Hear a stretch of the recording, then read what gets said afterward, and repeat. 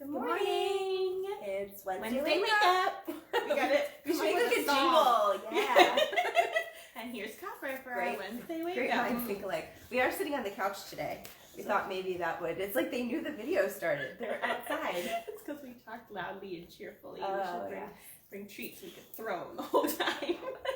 Anyway, good morning. Today we're going to talk about unschooling and the freedom it brings you.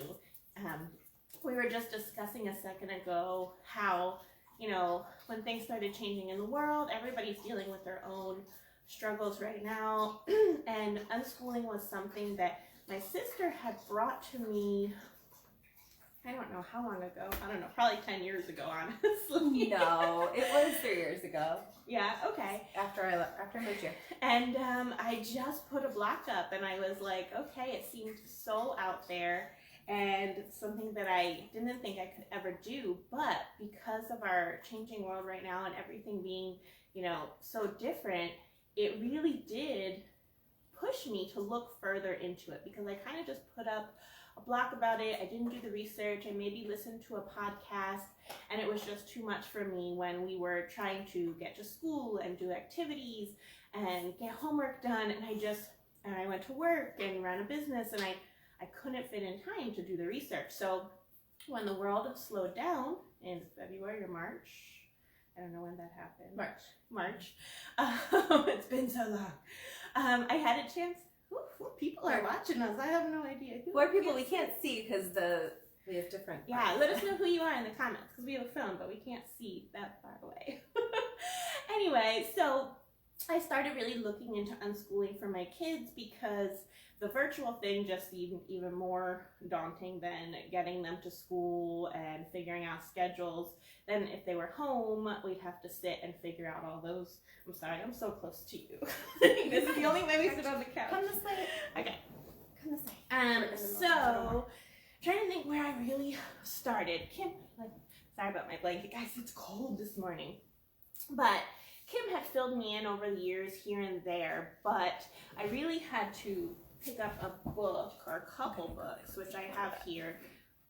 Free to Learn, How Children Learn, and this one was actually my favorite. It's called Unschooled, and this is probably the best how-to guide. So if you're brand new and you're debating doing unschooling, I think this is the best book to pick up first. The rest kind of go into really why we do it, which is great when you're trying to get it straight in your head. So I'll show those again at the end. So we started back in March, and just unschooling is really just going with the flow of your kids. In the beginning, you do something called deschooling, which is really just unlearning everything we have about the school system. So sitting down and doing specific curriculum, focusing on certain topics, having that schedule in our day-to-day lives. We just threw it out the window like everything else, and it kind of felt great. It was like this, I could breathe again. I could enjoy my kids. I didn't have to worry about all these time restraints. And we just started really enjoying each other. But it took a while to get there, because, mom still had in her head, oh my goodness, he has to learn this certain math. Oh my goodness, they're going to have to sit down and learn reading and all of these things. So deschooling is a process that can take, I'm clearly still doing it, but to really get that aha moment, I think it took me like 6 months. Hey Sandy, I can see who one person is. But you really go through this whole process, and there's lots of readings and podcasts you can do about it. But when I got to that point of realizing that we didn't need all the structure that we have from school, I really started seeing my oldest for all the amazing things he was interested in and knew how to do, and conversations I could have with him like another adult in my house. And I didn't have to be that one over him going, you must do this, you must do that. And so that was so eye-opening to me, and I'm glad that I stuck it out, because you're always questioning yourself.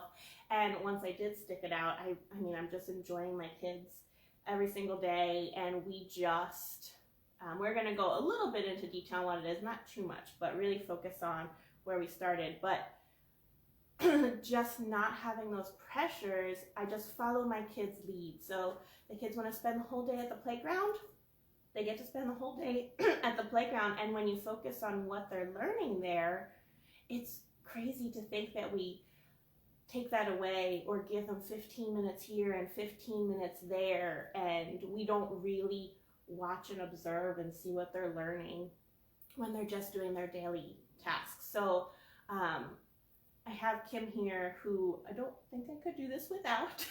I'm sure you could. Well, yeah, It's nice but to be together. yeah, and we're hoping, we have a little community here, and we're hoping that we can help teach people about this and show them how we're living. But there are great resources. I could have done it, but it's great to have her support. She's been passionate about this for how many years? I mean, it's really, so it's interesting. I come from this from a different perspective because I don't have my own family, my own kids.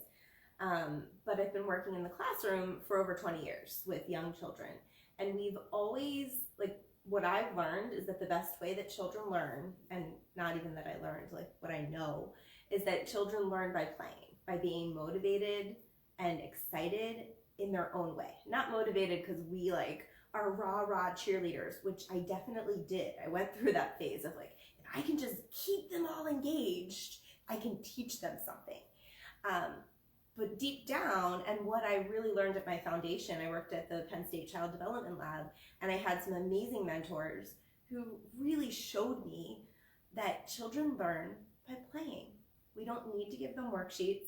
We don't need to give them like this thing and say like, we're gonna learn. You don't even need to set up an activity, which is what I always did in my classrooms, was like, think of like what my learning objective was, because I had to, make what the standard was, and then create some really fun thing that was going to be engaging. You can do that. You can throw that out there. I call it an invitation. And if the kids are into it, cool. And if they're not, that's fine too. But with unschooling, you don't even need to do that. I mean, it's kind of like strewing, is like that, which is an unschooling term of like, or it's a regular term of like, you strew seeds on the ground and maybe they'll grow and maybe they won't, depending on the circumstances. I'm getting off track though. But where I'm coming from is that I watched kids learn by being excited. I watched kids, the best things they did in the classroom were things that they did themselves. I could spend an hour before they arrived setting up the classroom and making it look beautiful and coming up with the coolest ideas and prompts and different things we were going to do today. And then they would come in and either alone or with a friend go over and pick a few things off of the shelves and create the most elaborate game.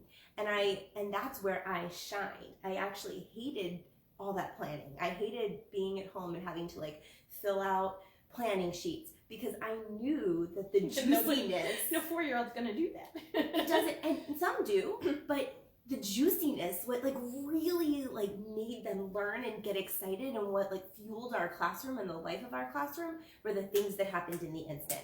And the way you do that is by creating a really rich environment filled with all kinds of cool things, from books and toys and colorful fabric and wood and just different things. And when you can, getting out, like getting outside. I spent lots of time in my classroom outside. And I worked in a preschool that I was allowed to have as much flexibility as I wanted, but I also had a lot of time constraints. We had to transition every 20 minutes. And that led to behavior issues, which on the outside looked like behavior issues. Mm-hmm. But to somebody who knows child development and knows what children need. I mean, in my interview for the school, I said, like, they really need long blocks of uninterrupted time. That was one of, like, my criteria. When I go for a job, I, like, interview backwards. I find a place that fits me. And, you know, I did need the job, so I took it, despite them saying, well, the long blocks of uninterrupted time, I'm not sure, but we'll figure it out. And then we couldn't figure it out. You know, every 20 to 30 minutes, which is what happens in schools. Like, they are switching subjects. As soon as the child gets involved in something, even if you created it, like, they're suddenly, like, into building the block tower that you put all over the table, but they're, like, got into this imagination play, or they got into figuring out how many blocks they need to form a foundation in order to get so high, and now they have more ideas and more plans. We cut it up. And now it's time to clean up. So not only do we have to stop, we have to mess up the creation that they just did, totally disassemble all of the hard work. Can you imagine if you were in the middle of something that was like really important to you, you loved, and then someone told you to just come erase it, that's what we do to children, especially in school, every single day. Yeah, and we see this. Sorry, no. I extended that. Like, I started to learn what I could do. I was trying to figure out ways to educate parents and to educate administration at my school. And I stumbled upon, in one of my early childhood podcasts, they interviewed Peter Gray, who wrote a book called Free to Learn. And he talks about the anthropology and the biology and sociology behind how children play. And it just like blew my mind. And then I started to like just read a little bit more. What is this self-directed education? What is this unschooling? And it was what I had always been doing, but more. And it just made sense that when we send kids to school, whether it's preschool or 6 for kindergarten or first grade, like, they don't suddenly learn in a different way. We don't suddenly stop being curious. We don't suddenly stop being self-motivated. We teach that out of them. Mm-hmm. And so that was just like my huge aha moment. And I started talking to Jen about it. And I don't have my own kids, so I had some more freedom and space to just binge listen to podcasts and read every article. And I mean, I was mass consuming information because I was like, this is the way the world, we need to do this. We need more of this. So I feel really grateful that I was given the opportunity to come here and work with Jen's family instead of one of the other families who I love wonderfully and at home. But now I get to be part of my own family, and we're kind of doing this together. Yeah. No, and awesome. I was going to elaborate with the whole time thing. Now that we're seeing the kids play together, we see them sometimes, and we have that too. If we sit down to write, we have writer's block for maybe an hour, and we have to get up and do something else. We see the kids at like hour 3 start to have all these ideas of playing with other children. Like, they'll play, they'll do what we have set up, and nobody's passionate about it. And at like hour 3 of kids playing, it's just like they've come up with their own games with rules. They've come up with ideas to make a slime stand. Yeah. They come up with all these amazing ideas, and you just see their brains going. And they don't need us anymore at that moment because they have had that long amount of time to figure out what they were excited about and passionate about. And I think that's that's the key to unschooling, is just giving them that freedom and taking the pressure off of us to have to, okay, now we have to do math, guys. I don't care if you were so interested in that game. It's time to get back to learning our subjects that we need. So that is cool to watch them do. Yeah, and really all of those subjects, like in the beginning, it might be helpful to break it down for yourself. And depending on what state you live in, you might have to document it, so you might have to break it down. But ultimately, in Arizona you don't. Yeah, in Arizona you don't, which is nice. But ultimately, you just live life. And once you start, one of the important parts of reading all this literature and listening to the podcasts and listening to people who've done it before is you gain confidence by knowing that so many different families who you can relate to have done this before. Their kids grew up, they started businesses, they became rock stars, they got into college, are artists, they went to college, they there are so many, like the sky is really still the limit, and they want to do what they're doing. They're finding who they are when they're young versus doing what we're supposed to do for all those years, meeting all those milestones of going to college and getting married and getting a car, and then hitting the 45-year-old mark and being like, now what do I want to do? Wait a minute, I'm not happy with all this stuff. I make enough money, I have all the things I need, we have it, on the outside it looks perfect, but I'm not fulfilled. And then we have anxiety and depression and all of these things. We're giving kids who are unschooled the chance to learn about what their passions are and to learn about who they are as a person. And to start as early as they want, which is also really cool. There's 9-year-old entrepreneurs out there that are unschoolers. There's, teenagers that are really getting to work with their hands and figure out what they want to do because they're not behind a desk all day. And by the time they're 20, they know what they want to do and they're passionate about it and they've been doing it for years. They don't have to wait, which is awesome. One last thing I wanted to touch on that we didn't mention was that unschooling has a lot to do with parenting. It becomes a total lifestyle. It's not just when you homeschool, you do school at home, and whatever your parenting style is, you can do that because they're two separate things. So unschooling is really a complete lifestyle because you're not following set curriculum, you're not following the set schedule. It becomes a partnership with your kids. And I think that scares a lot of people because we were raised that that's not, no, I mean, maybe not when we were kids, right, but a lot of kids were there, you know, not to interrupt in the grown-up conversations, not to have a say in the rules in the house, not to have a say in what they were doing that day, but just kind of be doing what they were told. But now this becomes more of a partnership. Like, you know, we talk with the kids every night. What do you guys want to do tomorrow? What are you excited about this week? And you know what? If we wake up and I have all these ideas for them and they decide they don't want to do it that day, I respect their decisions and we just go with the flow of what they want because we're trying to find their creativity. And it's really fun. I find my creativity a lot more now too because some of their ideas are really great. We take for granted that kids have all these amazing ideas. They're born, I know Kim wanted to touch on this, they're born with all these tools and we kind of take them away little by little, but they're curious, they have intuition, they have instinct, like they know so much. And so when we make it more of a partnership with our kids, we have this mutual respect for each other, and we learn from each other and we learn with each other. Unschooling is really learning with your kids. So I've talked to and myself, I've had this concern, like I don't know enough to teach my kids.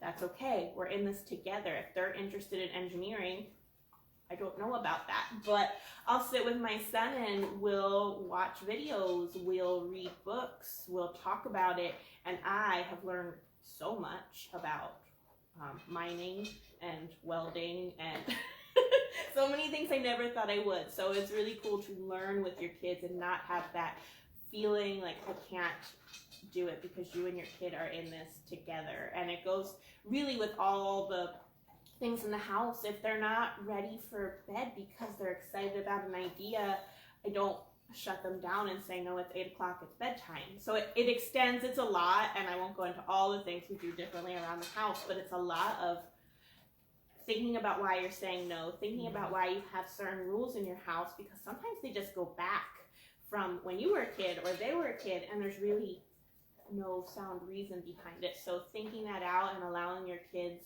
more time to do what they want to do, more freedom to change their mind, hearing their feelings about things, and yeah. So it really becomes this great partnership, and that's how we grow as a whole family. Yeah. I was just going to say, I actually first learned about this probably 10 years ago. When I was in grad school, one of my classes had like an overview of all different kinds of alternative education styles. And I remember watching a video about, so this is unschooling where you do everything at home, but there's a lot of different forms of self-directed education, and there are some schoolish kind of models where the kids go to one centralized place and they get to do whatever they want. And there are teacher facilitators who are there to guide while parents go to work. So there's like a hybrid model, which we don't have anything like that here in Yuma right now, but there are a few actually in Philadelphia, the Philly Free School, the Agile Learning Center. There are at least 2 more, so if you're interested, ask. But I remember watching a video of like kids running around and being all crazy, and the video really sensationalized it, I think, but it was like, it just felt crazy. Like, why would anyone let their kids like swing from that tree in the woods without anybody, like without shoes or something, you know? And I think the important part, starting to ramble, is that it's a gradual, you know? It took me 10 years to open up to the idea, and then suddenly it clicked that like you don't have to jump to swinging from rafters. You do everything gradually. You don't have to jump to not having a bedtime. You do little by little, and you start saying yes more. Like you can just, even if you're just like intrigued by what we're saying, just start asking yourself when your kids ask you, can I do this? And you automatically jump to no, because we all do. Like, can I go outside right now? And you just came in with all the groceries, you're doing all kinds of things, and you just are like, no, I don't want one more thing. Like, can't you play inside? But ask yourself why. Like, what's the worst thing that's going to happen if they go outside while I'm unloading the groceries? Mm-hmm. And then try it. just start adding a little more yeses, and questioning yourself. And you're going to start to see that a lot of the reasons we say no and a lot of the reasons we have rules are really arbitrary. And they just come from nowhere. And you're going to start to expand yourself and your entire family in the process. And also, they learn from watching you. Like, you are always, as a parent or a caregiver, you are your child's best teacher. They are watching you. So if you're excited and passionate about what you're doing, they're going to be excited and passionate about what you're doing and about what they're doing. If you come home from work every day and you're like, oh, it sucks. Like, I don't know, like, oh, I have to go to work tomorrow. Like, they're going to see that that's their future. Yeah. That's life. Like, what's my reason of being here is to, like, grow up so that I can not want to do my life, right? But if you wake up and you're like, ooh, I'm going to work on this cool new sculpture with a hot glue gun today because that's my art, or I'm going to paint a picture, or I'm going to cook this fantastic meal for my family because I love feeding them. Yes. I'm a little overly enthusiastic. But if you are enthusiastic in your own way, they're going to thrive off of that. They realize life is joyful and not something to dread, because I've met a bunch of kids that don't want to grow up because being an adult stinks. And so if we can change that image for them, you know, the sky's the limits for them, and all of our kids could have this amazing future. So. Being an adult rocks. That's how we're coming. If you allow it to.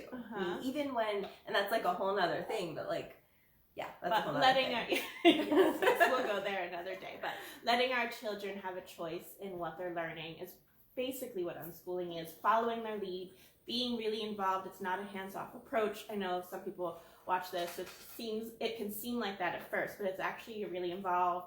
You're interested in what they're interested in. You're following their lead. You're getting them resources. You're being this supportive parent that's listening to what they want to do. And we are at 22 minutes. Yes, we are. So we're going to wrap it up. But I just want to end with, like, the world right now is insane. And I know a lot of people are waiting for everything to just go back to normal.